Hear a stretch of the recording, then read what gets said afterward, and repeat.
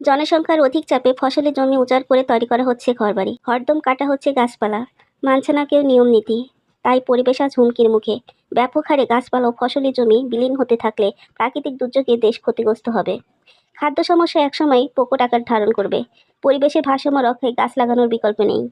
আগেকার দিনে চারদিকে যে গাছপালা দেখা যেত তার 3 ভাগের 1 ভাগ এখন দেখা যায় না। এমন চলতে থাকলে তাপমাত্রা বৃদ্ধি পেয়ে পরিবেশের ওপর বিরূপ প্রতিক্রিয়া পড়বে। এমনিতেই দেশ পানিতে ডুবে যাওয়ার সতর্কবাণী দেওয়া হচ্ছে বারবার। সবুজ শ্যামল ও দেশটা আগের মতো নেই।